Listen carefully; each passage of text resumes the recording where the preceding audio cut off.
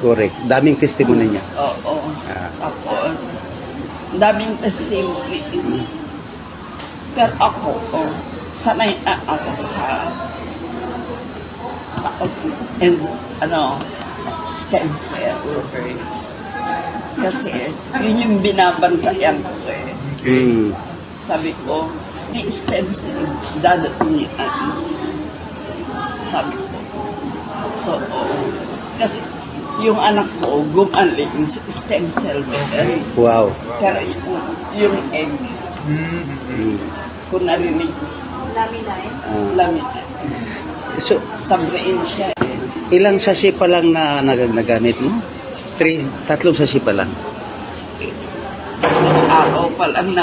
Tatlong araw. Tatlong sachet na. Grabe. Tatlong sachet sa ng diva. Sa diba? Diba? Kasi Lumabas sabi ka niya yung busy. isa lang. Mm. Eh gusto ko isa sa gabi isa. Mm-mm. Eh isa lang. Kasi may relevant siguro yung isa lang. Mm-mm. Ipapakilala ko mo sa body. Kasi pag early morning po, Mm. ganito po kasi, pag sublingual, Yeah, in diretso 7 ito. minutes po, nakacycle na po Enzyme. yan. Pag sublingual po kasi, ang ikot po kasi ng drugs, 3. In 7 minutes dapat. Live testimony po ito sa Yeah. farmers Cubao. Ay, si Tita po nakagamit ng product natin. Walang boses yan.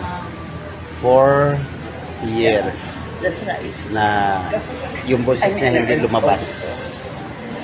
At saka nakagamit sa iba't ibang minsan lalabas at hindi. Pero ngayon, sa loob ng 3 sachet pa lang po, 3 sachet, lumabas na yung boses. Wow. 3 sachet pa lang lumabas na yung boses. Sa loob ng 3 taon po. 3 taon yung boses na nawala. Ngayon pumunta talaga siya, ngayon lang nag-testimony. Kasama namin si Doktora Yan, yan. Mares at saka